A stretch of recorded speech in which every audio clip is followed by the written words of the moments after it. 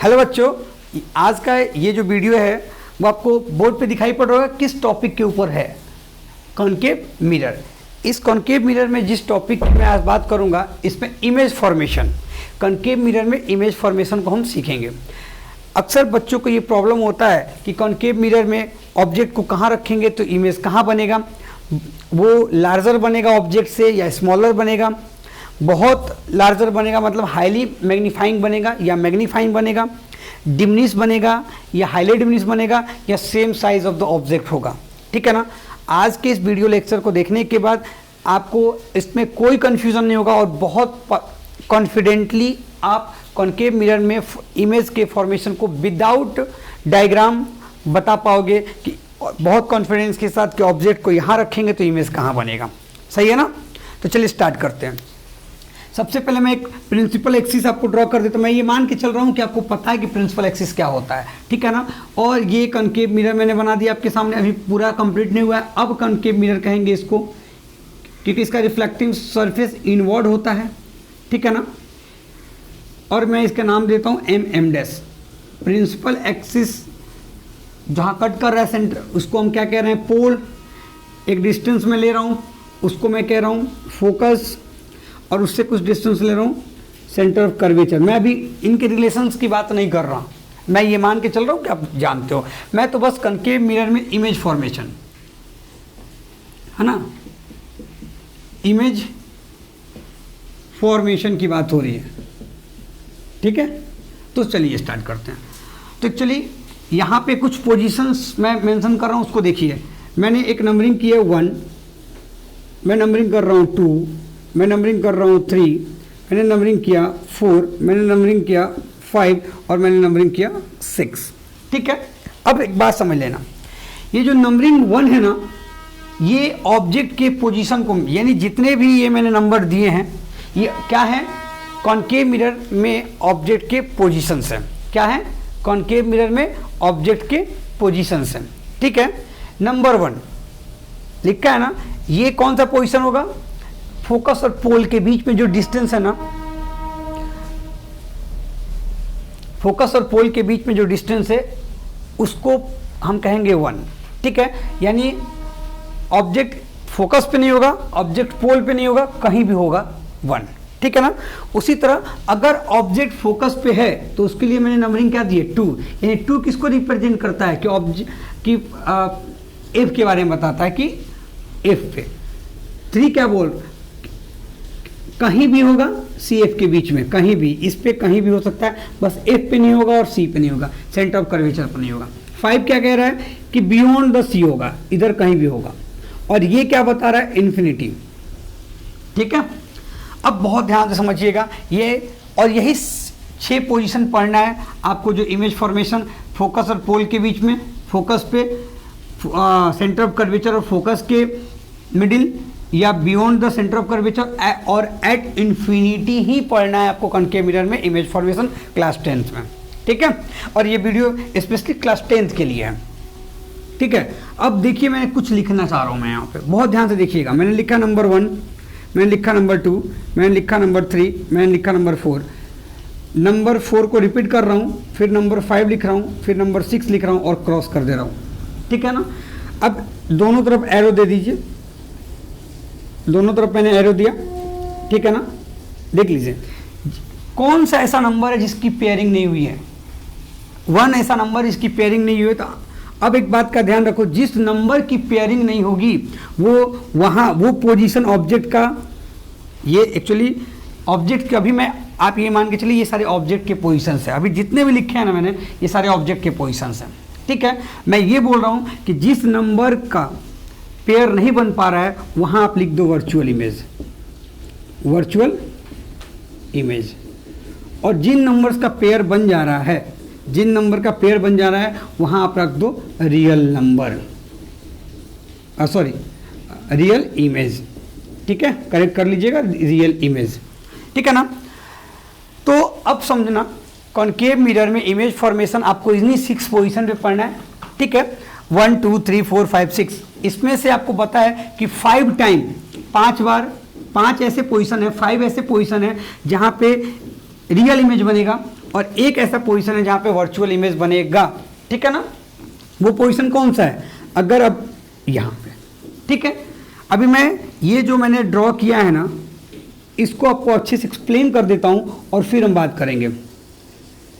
और उसके बाद आप जाके डायग्राम बना के, या आपके NCERT बुक में एक टेबल बनाया हुआ है और वहाँ पे ऑब्जेक्ट का पोजीशन और इमेज के पोजीशन के बारे में और नेचर ऑफ इमेज बता रखा है। वहाँ से जब आप जाके आप कंपेयर करोगे इसको ना, तो आपको पाओगे कि सर एग्जैक्टली सेम बोल रहे हैं, ठीक है ना।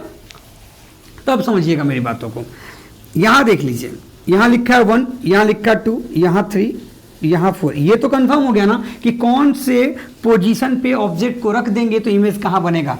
नंबर 1 पोजीशन पे ऑब्जेक्ट को रखेंगे, इमेज कैसा बनेगा, वर्चुअल बनेगा। नंबर 2, 3, 4, 5, 6 पे क्या बनेगा, रियल नंबर, ठीक है ना।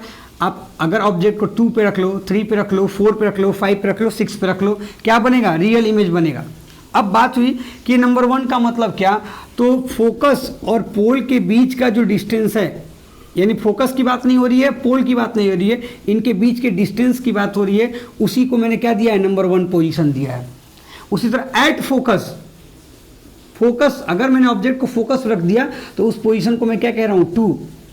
अगर मैंने ऑब्जेक्ट को सेंटर ऑफ कर्वेचर और फोकस के बीच में कहीं भी रख दिया, in between C and F, तो उसको मैंने क्या बोला, किससे रिप्रेजेंट कर रहा हूँ, नंबर 3 से। सेंटर ऑफ कर्वेचर पे अगर ऑब्जेक्ट को आपने रखा है तो उस पोजीशन को मैं किससे रिप्रेजेंट कर रहा हूँ, 4 से, ठीक है ना। और उसी तरह beyond the centre of curvature पे अगर ऑब्जेक्ट है तो उसके पोजीशन को मैं किससे रिप्रेजेंट कर रहा हूँ, 5 से। और अगर ऑब्जेक्ट इन्फिनिटी पे है तो उसको मैं किससे रिप्रेजेंट कर रहा हूँ, 6 से। Is it clear. तो ये सारे क्या हैं, पोजीशंस हैं, समझ में आ गए। अब बात जो एक्चुअली मेरे को बताना है वो क्या है, तो ये तो कंफर्म हो गया ना कि 2, 3, 4, 5, 6 में रियल नंबर और 1 में वर्चुअल। यहाँ से देखिए इतना तो याद हो गया कि भाई पोजीशन नंबर 1, अब जैसे पोजीशन नंबर 1 हो गया तो आप क्या समझोगे, फोकस और पोल। अगर मैं बोलूँ पोजीशन नंबर 2 मतलब फोकस, पोजीशन नंबर 3 सेंटर और फोकस के बीच में, in between centre of curvature and focus. अगर मैं बोलूँ number 4 it means what, object is where, at centre of curvature. अगर मैं बोलूँ नंबर 5, आप दिमाग में क्या होना चाहिए, beyond the centre of curvature. अगर मैं नंबर 6 बोलूँ, ऑब्जेक्ट कहाँ होना चाहिए, बियॉन्ड द एट इन्फिनिटी, ठीक है ना। ये बात समझ में आ गई। इमेज फॉर्मेशन देखो, मैंने कोई डायग्राम ड्रॉ नहीं किया अभी तक, आपको ये कंफर्म हो गया कि वर्चुअल इमेज, रियल इमेज कहाँ कहाँ बनेंगे, किस किस पोजीशन पे। अब बात ये करनी है कि नेचर कैसा होगा, ठीक है ना। नेचर कैसा होगा, यानी वो कितना बड़ा होगा, कितना छोटा होगा, हाईली डिमिनिश होगा या हाईली मैग्नीफाइंग होगा और मैग्नीफाइंग होगा, ठीक है। तो चलिए उस पर आते हैं, रियल नंबर। उसके बाद मैं वर्चुअल इमेज की बात करूँगा, पहले रियल नंबर की तरफ पढ़ते हैं। अगर आपने इसमें यहाँ रियल नंबर बन रहा है ना, सबसे छोटा नंबर बताओ कौन सा है ना, सबसे छोटा नंबर कौन सा है, ये 2, सबसे छोटा नंबर ये 2 है। यहाँ पे अगर आपने ऑब्जेक्ट रख दिया, अच्छा अगर मैं ये 2 लिख रहा हूँ इसमें, इसका मतलब मैंने ऑब्जेक्ट को कहाँ रखा है, फोकस पे, एट फोकस, ठीक है। मैंने ऑब्जेक्ट को कहाँ रख दिया, एट फोकस, जो सबसे छोटा नंबर है, ठीक है। इसका इमेज कहाँ बनेगा, इसके कॉम्प्लीमेंट्री, इसका पेयर वाला नंबर कौन सा है, 6। यानी अगर आप ऑब्जेक्ट को 2 पे रखते हो तो इसका इमेज कहाँ बनने वाला है, 6 पे बनेगा। बात समझ में आई क्या। और पोजीशन नंबर 2 क्या है, फोकस है।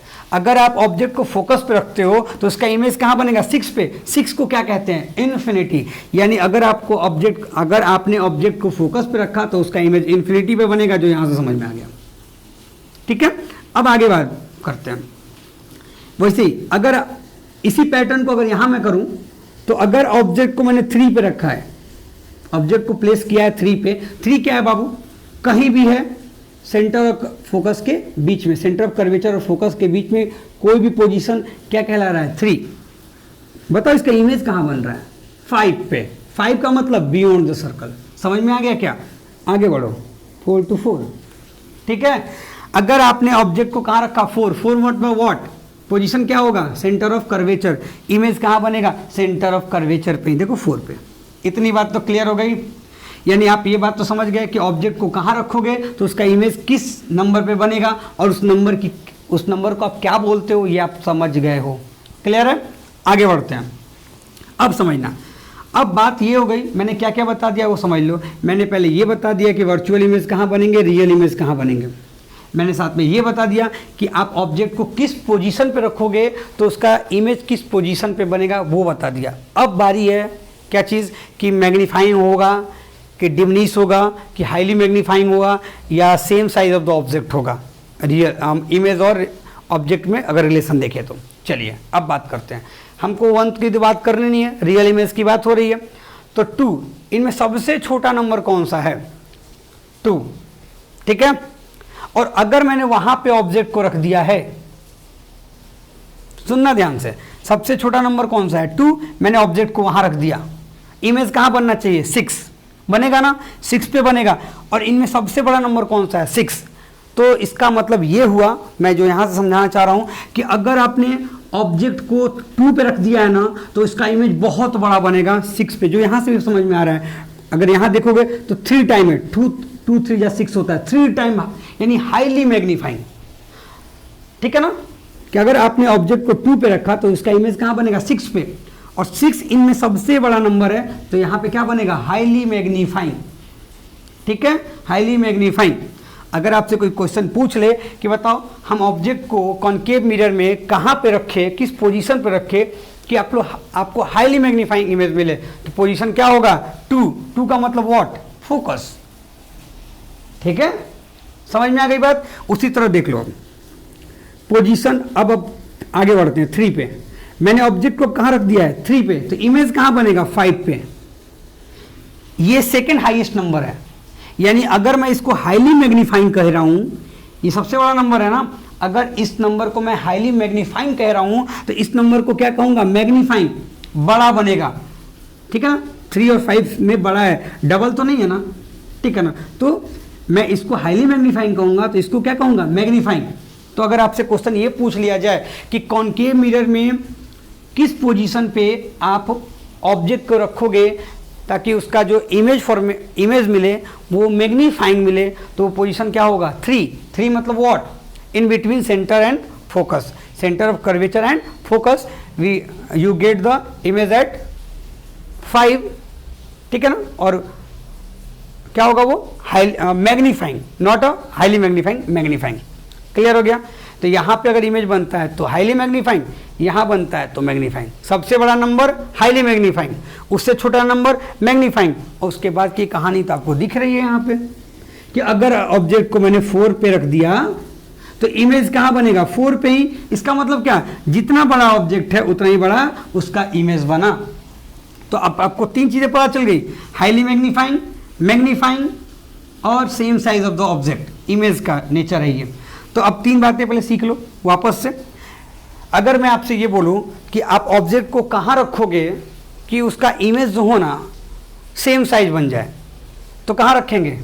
नंबर 4 पे। नंबर 4 एक्चुअली है क्या? सेंटर ऑफ कर्वेचर पे अगर आप ऑब्जेक्ट को प्लेस कर देते हो तो उसका इमेज जो बनेगा वो सेंटर ऑफ कर्वेचर ही बनेगा और जो same size of the object होगा। क्लियर है? उसी तरह अगर मैं पूछूं कि अगर आप ऑब्जेक्ट को किस पोजीशन पे पुट करते हो कॉन्केव मिरर में कि उसका जो इमेज बने ना वो मैग्नीफाइंग हो, पोजीशन क्या होगा? 3। वो 3 कहाँ पे है? सेंटर ऑफ कर्वेचर और फोकस के बीच में। Is it clear? In between centre of curvature and focus. Clear है? आगे बढ़ते हैं। 2 to 6 समझ में आ गया? अब मैंने स्टार्टिंग में ही बताया था ये सब क्या है? पोजीशन ऑफ द ऑब्जेक्ट है। ठीक है ना, तो ठीक है, तो उल्टा इधर चले आओ वापस। अगर आप छोटी जगह पर रखोगे ऑब्जेक्ट को तो इमेज बड़ा बनेगा, और अगर बड़ी जगह पे अगर आप अगर 6 नंबर पे ऑब्जेक्ट को रख दो तो इमेज उसका कहां बनेगा? 2 नंबर पे। तो देखो, तो सबसे छोटा नंबर 2 है यहां पे, इसका मतलब कि यहां पे क्या बनेगा?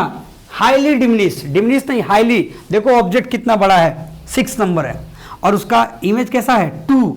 छोटा हो गया ना नंबर, बहुत छोटा हो गया, इनमें सबसे छोटा नंबर हो गया ये, तो इसलिए हाईली डिमिनिश कहेंगे। अगर 5 पे रखोगे तो इमेज कहां बनेगा? 3 पे।